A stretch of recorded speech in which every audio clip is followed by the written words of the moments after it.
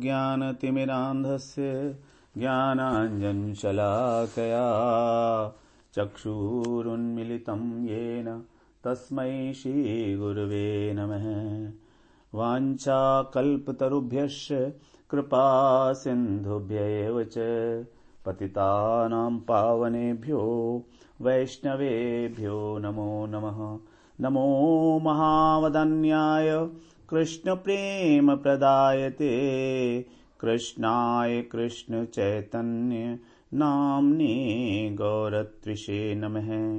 हे कृष्ण करुणा सिन्धो दीनबन्धो जगत्पते गोपेश गोपिकान्त राधाकान्त नमोस्तुते। तप्त कांचन गौरांगी राधे वृंदावनेश्वरी वृषभानुसुते देवी प्रणमामि हरिप्रिये। वृंदायै तुलसीदेव्यै प्रियायै केशवस्य च कृष्णभक्तिप्रदे देवी सत्यवत्यै नमो नमः। श्रीकृष्ण चैतन्य प्रभो नित्यानंद श्री अद्वैत गदाधर शिवसदि गौरभक्त वृंद। हरे कृष्ण कृष्ण कृष्ण हरे हरे हरे राम राम राम हरे हरे। हरे कृष्णा। सर्वप्रथम मैं अपने गुरुपाद पद्म ओम विष्णुपाद अष्टोत्तर शत श्री श्रीमद् भक्तिवेदांत माधव गोस्वामी महाराज के चरण कमलों में अनंत कोटि दंडवत प्रणाम ज्ञापन करता हूं। हम लोग श्रीमद् भगवद गीता के 5वें अध्याय का श्रवण कर रहे हैं। हम लोगों ने 21वां श्लोक श्रवण किया 5वें अध्याय का। 21वें श्लोक में भगवान ने बताया था कि किस प्रकार भाई जो कर्म सन्यासी है वो बाहर के विषयों में अनासक्त होकर और आत्मा में जो सुख है उसका अनुभव करता है। जब विषय सुख से अनासक्त हो जाता है तभी आत्मा के सुख का अनुभव होगा और उसके बाद फिर वो क्या करता है, ब्रह्म योग से युक्त हो जाता है और फिर उसको अक्षय सुख की प्राप्ति होती है। तो वहां पर भगवान ने बताया कि सुख दो प्रकार के वहां बताए। आत्मा का सुख जो सात्विक सुख है और उससे भी जो ऊपर का सुख है अक्षय सुख अर्थात ब्रह्म का सुख या ब्रह्म का सुख है उसको बोला अक्षय सुख या अत्यंत सुख या आत्यांतिक सुख। 6ठे अध्याय में उसको आत्यांतिक सुख कहा गया है। अब यहां पर बता रहे हैं भगवान कि बुद्धिमान पुरुष जो है वो सात्विक सुख जो है जितने भी दिखते हैं विषय सुख वगैरह इनमें क्यों नहीं रमण करता है, क्यों नहीं इसके अंदर रमण क्यों नहीं करना चाहिए, इससे क्या होगा। तो 22वें श्लोक को श्रवण करते हैं। ये ही संस्पर्श जा भोगा दुख योनय एवते आद्यंतवन्तः कौन्तेय न तेषु रमते बुध। ये ही संस्पर्श जा भोगा। तो पहले श्लोक में बताया कि आसक्ति से रहित अगर विषय भोग जीवन निर्वाह के लिए वो प्राप्त करता है तो उसको आत्म सुख की प्राप्ति होगी जो उसकी आत्मा के अंदर सुख है। अब उसकी विधि क्या है वो यहां पर बता रहे हैं। नहीं संस्पर्श ये ही संस्पर्शा ही माने क्योंकि हे कौन्तेय ये जो संस्पर्शजा भोगा मतलब विषय और इंद्रियों के संयोग से उत्पन्न होने वाले भोग हैं। संस्पर्शजा स्पर्शजा का मतलब स्पर्श से उत्पन्न होने वाले। स्पर्श किसका, इंद्रियों का विषयों से स्पर्श अर्थात जब हमारी इंद्रियां जब हमारे नेत्र सुंदर रूप का पान करते हैं तो जो हमको सुख मिलता है हमारे मन को उसकी बात कर रहे हैं। तो ये जो सुख है ये कैसा है, आद्यंतवन्तः आदि और अंत वाला है। इस सुख का प्रारंभ होगा और फिर अंत भी होगा, नाशवान है मतलब। और क्या है साथ में, दुख योनेय दुख की योनि है अर्थात दुख की उत्पत्ति करने वाला है। इसीलिए बुध का मतलब विवेकी पुरुष उनमें रमण नहीं करता। उस सुख को ग्रहण नहीं करना चाहता। तो यहां पर जो सुख की बात की गई है, ये राजसिक सुख की बात हो रही है। राजसिक सुख के बारे में यही बताया था कि विषय इंद्रिय संस्पर्श, वहां पर भी जो 18वें अध्याय में बताया है वो विषय इंद्रिय संयोगात यत अग्रे अमृतोत्पम, तो वहां पर भी बताया था विषय और इंद्रियों के संयोग से, और यहां पर भी यही बताया संस्पर्शजा, संयोग से, स्पर्श से होने वाला सुख। और इससे पहले भी वही बताया था बाह्य स्पर्शेषु असक्तात्मा। तो ये जो सुख है ये कैसा है, श्रीमद् भागवत में इस सुख के बारे में बताया है, कंडू यनेन करयोरिव दुख दुखम। कंडू यनेन अर्थात जब किसको खुजली हो जाती है, दाद हो जाता है, तो वहां पर खुजली आती है और उसे खुजाने में उसको सुख मिलता है। लेकिन जितना खुजाएंगे उतना ही जो बीमारी है वो बढ़ती चली जाएगी, और यदि खुदाना बंद कर दें तो वो ठीक भी हो सकता है। तो इसी प्रकार, और खुजाने के बाद कितना दर्द होता है, भयंकर पेन होता है। इसी प्रकार हमारी इंद्रियों में भी एक खुजली होती है। तो आंखों की खुजली है रूप को देखना, त्वचा की खुजली है कोमल वस्तु को स्पर्श करे, जीवा की खुजली है स्वादिष्ट भोजन। ये हमारी एक आदत सी बन गई है, ये एक आदत है। जैसे जब कोई इत्र लगाता है, सुगंध लगाता है, तो उसको उसकी आदत पड़ जाती है, सुगंध की आदत पड़ जाती है, इत्र की अच्छी लगने लगती है।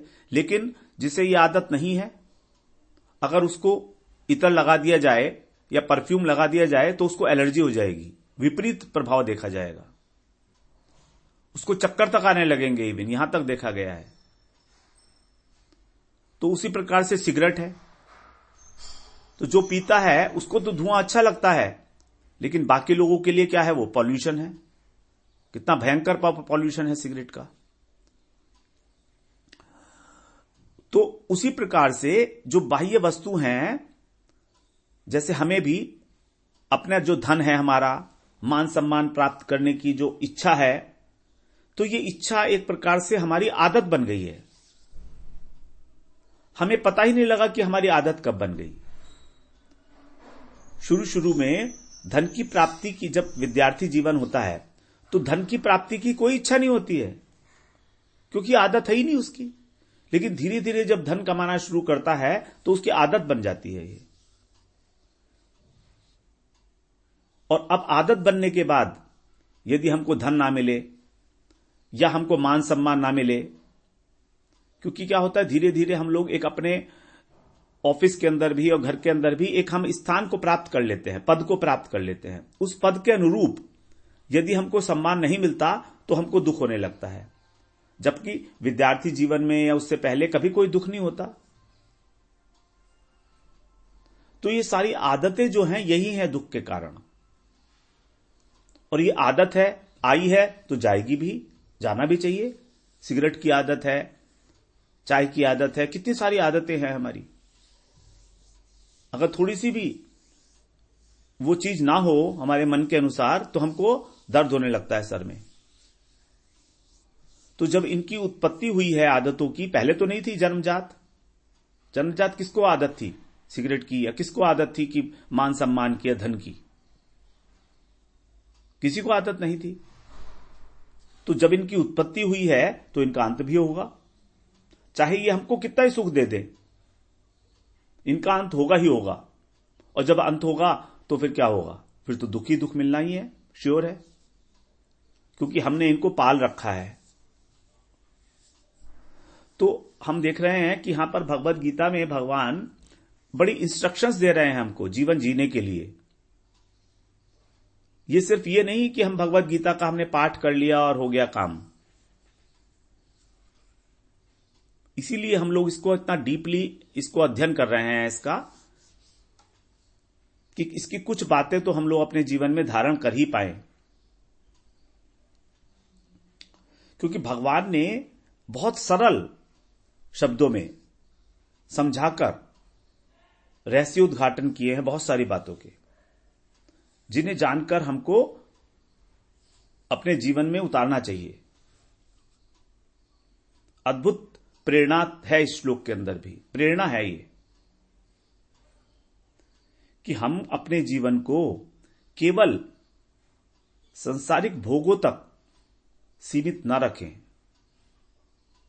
सांसारिक भोगों से प्राप्त होने वाले जो भी सुख हैं वो सब सीमित हैं, और आज जो एक सुख मिल रहा है किसी वस्तु से, कल वही दुख मिल जाएगा। फिर हमारी जो ये खोज है, आनंद की खोज, सुख की खोज, ये निरंतर चलती रहेगी, निरंतर। और संसार के अंदर जितना समाज है, जितने लोग हैं, वो सब हमको नई से नई वस्तु उपलब्ध कराते रहेंगे उस भोग की। ए variety of things will be available, और उसी के बारे में सब लोग रिसर्च कर रहे हैं आजकल कि कैसे मन को अधिक से अधिक आनंदित रखा जाए। मनोरंजन का कौन सा साधन अति उत्तम है। चाहे कितना ही बड़ा कोई साधन हो, एक बार कुछ समय बाद वो भी बेकार लगने लगेगा। पहले ट्रांजिस्टर कितनी बड़ी चीज हुआ करती थी, किसी के पास ट्रांजिस्टर है तो बहुत बड़ी बात है, और आज तो ट्रांजिस्टर तो छोड़िए, पिक्चर विक्चर भी कोई एंटरटेन नहीं कर पाता हमको। तो क्यों ना हम लोग इससे ऊपर उठे हैं, क्योंकि ये सब नाशवान है, अनित्य हैं। इसीलिए कहा आद्यंतवंतः, आदि और अंत वाले हैं। आद्यंत का मतलब है आदि प्लस अंत, आद्यंत। और वंत जो है वो वाले हैं बन गया उससे, आदि और अंत वाले हैं। जैसे वंत ना, बलवंत, जैसे बलवंत होता है, तो वंत शब्द जो लगाने से इनका जितने भी ये सुख हैं, इनका विशेषण है ये आदि और अंत। तो यद्यपि आरंभ में सारे के सारे हमको सुख देते हैं, जैसे राजसिक सुख ने हमने श्रवण किया कि शुरू में वो जो है अमृत के समान लगता है, मगर परिणाम में विष के समान हो जाता है। तो अनुकूल लगता है शुरू में, लेकिन जब वो परिस्थिति बदलती है तो वही दुख का रूप हो जाती है। जैसे खुजली शुरू में आनंद देती है, लेकिन जैसे ही थोड़ी सी खुजली शांत हुई और हमने खुजाना छोड़ा, तो वही परिस्थिति के बदलते ही महान दुख का कारण बन जाएगी, घाव कर देगी हमारे उस जगह पर। और हम जानते हैं ये बात, कई बार श्रवण कर चुके हैं कि परिस्थिति की जो अनुकूलता और प्रतिकूलता है वो हमारे वश में नहीं है, ये सब प्रारब्ध के कारण है। तो इसलिए जो सुख और दुख है ये बड़ी रिलेटिव सी टर्म है, सापेक्ष है, ये व्यक्ति सापेक्ष है, हर एक व्यक्ति, समय सापेक्ष है। हर एक व्यक्ति के लिए सुख और दुख की परिभाषा अलग होगी। एक ही व्यक्ति के लिए अलग अलग समय में सुख की और परिभाषा दुख की अलग अलग हो जाएगी। तो इसकी कोई भी सार्वभौमिक सार्वकालिक परिभाषा नहीं दे सकते हम सुख और दुख की, क्योंकि ये सुख और दुख मन का धर्म है, मन के विकार हैं, मन के द्वारा अनुभव किए जाते हैं। इसमें जो सुख और दुख में एक शब्द जो कॉमन है वो है ख, और ख का अर्थ है आकाश। तो हमारे अंतःकरण में जो एक आकाश है, जिसको हम कहें हृदय आकाश, हृदय का आकाश, उसमें जो सु होता है, वो सु का मतलब क्या है, जब उसमें सुष्ठु रूप से सुंदर विचार आते हैं।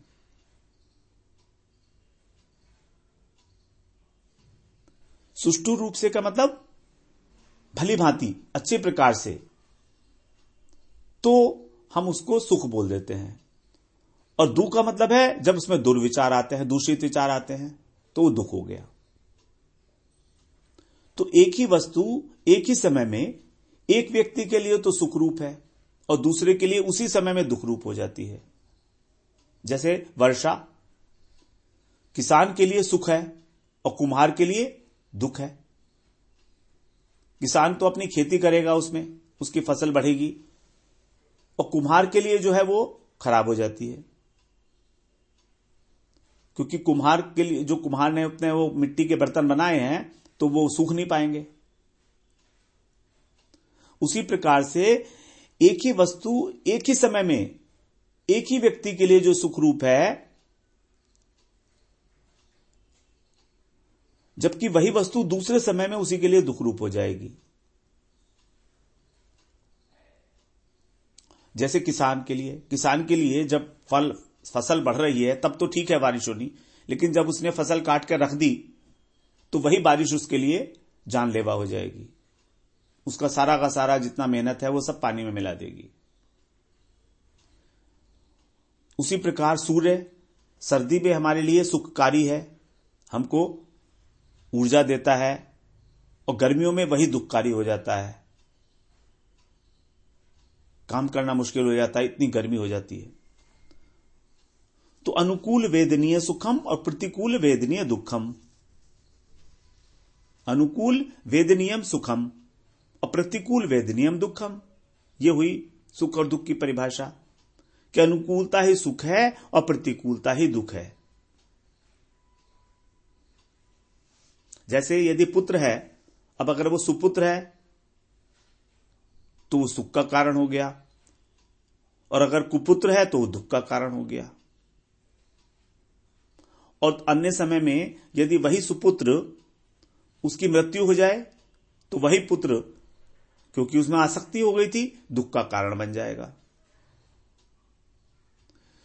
तो अनुकूल वेदनीय सुखम, प्रतिकूल वेदनीय दुखम, और अनुकूलता और प्रतिकूलता जो है वो हमारे वश में है नहीं, ये तो प्रारब्ध के वश में है। फिर इस अनुकूलता और प्रतिकूलता में हम लोग सुख और दुख का अनुभव करके क्यों अपने को बंधन में डालें?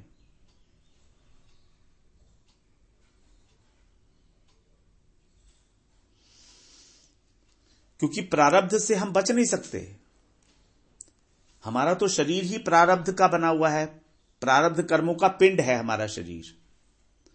जो प्रारब्ध हमको भोगने हैं वही प्रारब्ध कर्म इकट्ठे होकर सारे, और इस शरीर में धीरे धीरे धीरे धीरे अनुकूल और प्रतिकूल परिस्थिति के रूप में हमारे सामने आते रहेंगे अपने समय अनुसार। जैसे जैसे वो फलते रहेंगे वैसे वैसे आते रहेंगे।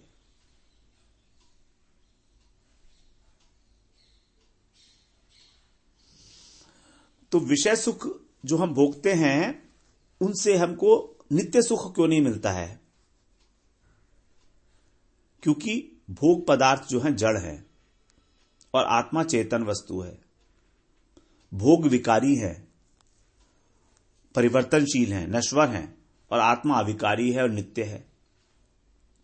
इसलिए आत्मा को कभी भी भोगों में सुख मिलने की संभावना ही पैदा नहीं हो सकती।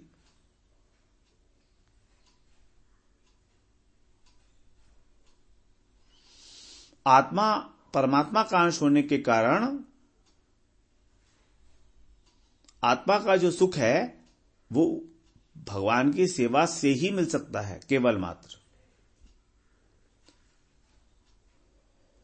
अब यदि ये वाला विचार हम अपनी बुद्धि में रख लें,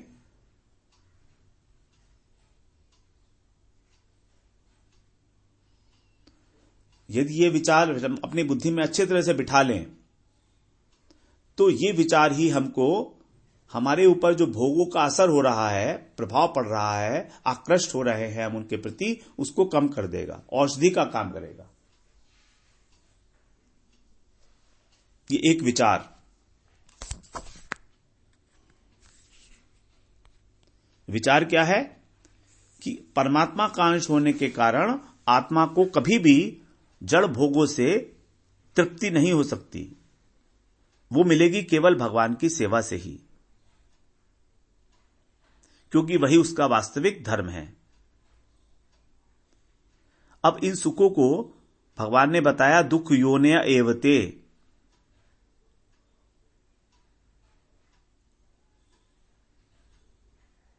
दुख योनय एवते का मतलब क्या है कि जितने भी सुख हैं जो संबंध से उत्पन्न होते हैं वे सभी दुख की उत्पत्ति के कारण हैं, दुख की योनि है। अर्थात ये जो सुख है ये दुख से उत्पन्न होता है और दुख में ही समाप्त हो जाता है।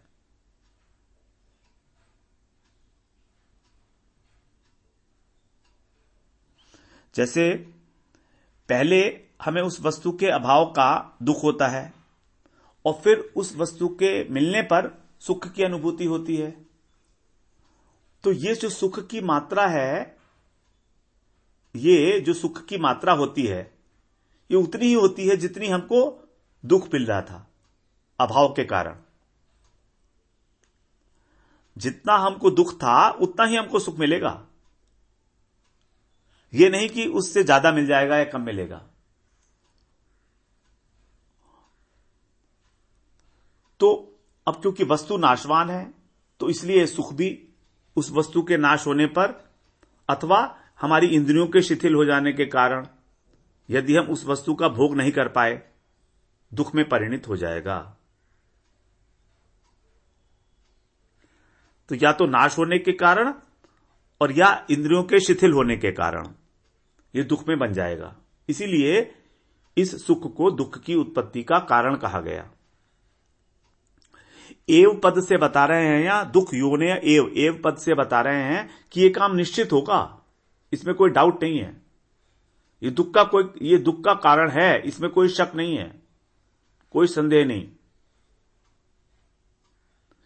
अर्थात वे सुखमय प्रतीत होने पर भी उसमें सुख का लेश भी नहीं है। पातंजलि ऋषि ने भोगों के द्वारा जो प्राप्त होते हैं वो 3 प्रकार के दुख बताए हैं। परिणाम ताप संस्कार दुखैर गुणवृत्ति विरोधाच दुखम एव सर्वम विवेकिनः। अर्थात सभी भोगों में 3 प्रकार के दुख हैं। परिणाम दुख, परिणाम, ताप, संस्कार, ये 3 प्रकार के दुख हैं। परिणाम दुख, ताप दुख और संस्कार दुख। और दुख का कारण क्या है? भोग। और भोग का स्वरूप क्या है? प्रकृति की 3 वृत्तियों में जो परस्पर विरोध देखा जाता है, रजोगुण, तमोगुण और सत्वगुण में, गुण वृत्ति विरोधाच्च, गुण वृत्ति विरोधाश्च दुखम एव सर्वम विवेकिनः।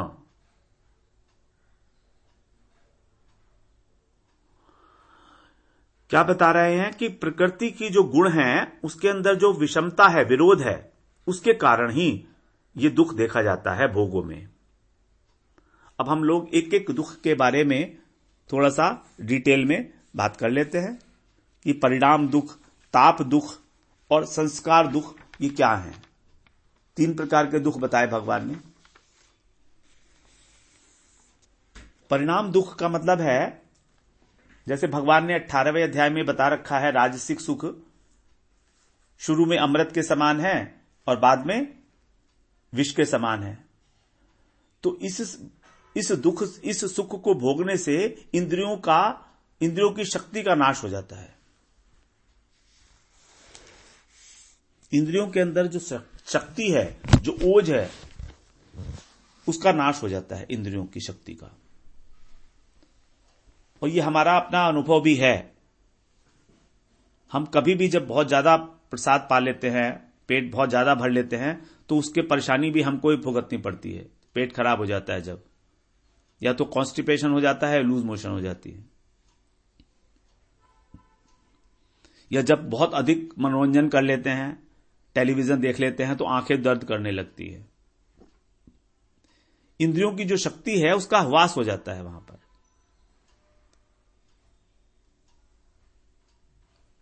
और हम इंद्रियों की बात सुनते भी नहीं है। अगर इंद्रिया कह भी रही है कि मैं थक गई हूं, मुझे विश्राम चाहिए, तो हम कहां उसको विश्राम देते हैं।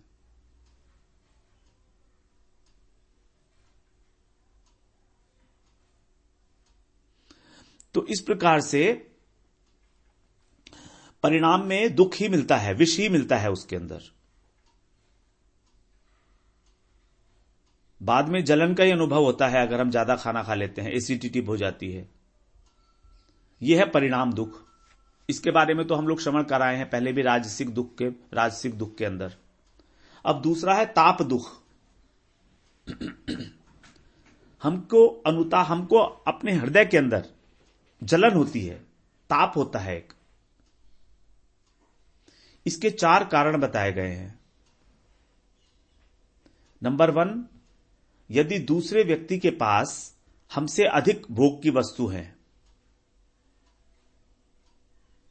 क्योंकि किसी ना किसी के पास तो हमसे ज्यादा होगी ही होगी ना इस संसार में। ऐसा तो कोई नहीं है जो सबसे बड़ा धनवान हो। समग्र धनवान तो सिर्फ एक भगवान ही है। तो दूसरे व्यक्ति के पास जब हमसे ज्यादा भोग की सामग्री होती है, ऐश्वर्य होता है, संग्रह होता है वस्तुओं का, तब हमको एक ताप, हृदय के अंदर जलन होती है। दूसरा, यदि हम अपनी इच्छा के अनुसार किसी भोग को प्राप्त न कर पाए, भोग वस्तु को, हमारी इच्छा थी आज कि हम इस काम को, इस चीज को प्राप्त करें, लेकिन नहीं कर पाए किसी कारणवश, या तो समय नहीं मिला, या पैसे का अभाव था, या मार्केट ही बंद था, तो हम लोग इच्छानुसार उसको ले नहीं पाए। तो यह भी दूसरा कारण है। तीसरा कारण है, इच्छा होते हुए भी शरीर में उस भोग को भोगने की सामर्थ्य नहीं है। अब बूढ़ा हो गया है, शुगर हो गई है, लेकिन और रसगुल्ला खाना चाहता है, मगर डॉक्टर ने मना कर रखा है। यह भी एक प्रकार का दुख देता है हमको। और चौथा है, भोग पदार्थों का जब हमसे छिन जाता है या नष्ट हो जाते हैं, तो भी नष्ट हो जाने के भय से हमको हृदय संताप रहता है हृदय में। तो 4 प्रकार के ये ताप दुख है। दूसरे व्यक्ति के पास हमसे अधिक भोग सामग्री, इच्छानुसार भोग पदार्थ न मिलना, इच्छा होते हुए भी और पदार्थ होते हुए भी भोगने की सामर्थ्य का ना होना, और भोग पदार्थ का हमसे छिन जाना या नष्ट हो जाने का भय। तो ये 4 प्रकार के ताप दुख बताए गए हैं। अब इसके बाद तीसरा दुख है संस्कार दुख। ये भी 2 प्रकार से होता है। भोग भोगने के बाद जो उसकी स्मृति बनी रहती है, वो हमको स्मृति गलत काम में प्रवृत्त करती है। अर्थात उस वस्तु को प्राप्त करने में हम गलत तरीका अपनाते हैं, क्योंकि हमको स्मृति है। अब स्मृति है तो हमको उसकी स्मृति के कारण उस वस्तु को, चाहे हम किसी भी छल और बल किसी भी प्रकार से प्राप्त करना चाहते हैं, क्योंकि हम उसमें आसक्त हो गए उस भोग में। और हमारे पास अगर वो न्यायपूर्वक अवेलेबल नहीं है तो अन्यायपूर्वक हम लेंगे। तो ये हमको जो है उच्छृंखल बना देगी प्रवृत्ति। दूसरा है कि भोग पदार्थ का नष्ट होने पर जब हमें उसमें स्मृति आएगी कि भोग तो अब रहा नहीं, लेकिन उसकी स्मृति रह गई कि देखो तो मैं पहले जब जवान था तो कितना भोग भोग रहा था, मेरे पास आज कुछ भी नहीं रहा। ना तो इंद्रियों में सामर्थ्य ही रही और ना ही वो सब ऐश्वर्य रहा इतना समय के साथ साथ। तो जो स्मृति है, वहां भी स्मृति थी, यहां भी स्मृति है, तो स्मृति आने पर फिर दोबारा से उसका दुख होगा। ये संस्कार बन गए ना उस भोग के।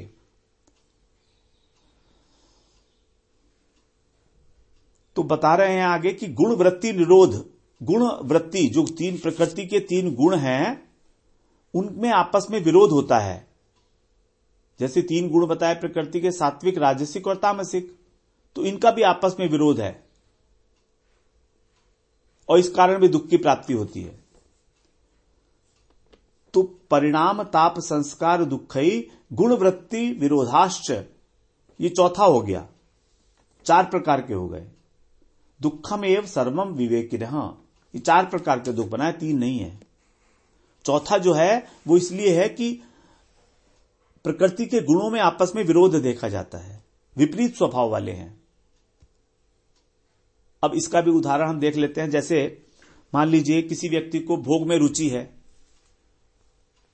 उसको मान लीजिए भोग में रुचि है और मन उसको भोगना चाहता है उस वस्तु को, लेकिन बुद्धि जो है वो उसे रोकती है कि नहीं, तो उसको दुख मिलेगा। जैसे मान लीजिए किसी को मीठा अच्छा लगता है और अगर शुगर है तो उसकी बुद्धि उससे कहेगी तुम मीठा नहीं खा सकते।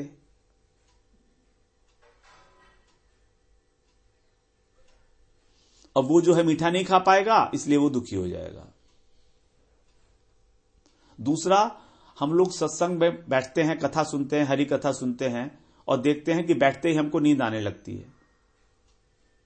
अभी भी हम लोग जो गीता भगवत गीता श्रवण कर रहे हैं, सुनते सुनते ही नींद आने लगती है हमको। लेकिन जो हमारा अंदर सात्विक भाव है वो हमको प्रेरणा करता है कि सो मत, ये ठीक नहीं है, ऐसा अवसर दोबारा नहीं मिलेगा। तो इस प्रकार ये जो सात्विक प्रेरणा है, इसका जो हमारी तमोगुणी वृत्ति हो रही थी सोने वाली, उसके कारण हमको दुख मिलता है, अथवा राजसिक वृत्ति के कारण दुख मिलता है। राजसिक वृत्ति कहेगी कि चलो उठो, कुछ और काम करो। तो राजसिक वृत्ति हमको कर्म में प्रवृत्त करा देगी और तमोगुणी वृत्ति हमको आलस्य में और प्रमाद में डुबा देगी।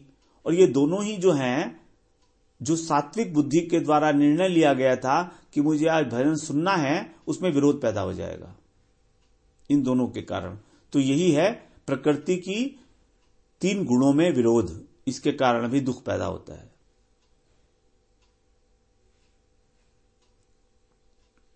यही है गुण वृत्ति निरोध। क्योंकि सत्व गुण का रजोगुण और तमोगुण दोनों से विरोध है।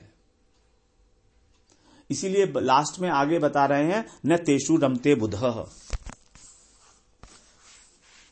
तो इसको हम लोग फिर कल श्रवण करते हैं। वांछा कल्पतरुभ्यश्च कृपा सिंधुभ्यैव च पतितानां पावनेभ्यो वैष्णवेभ्यो नमो नमः।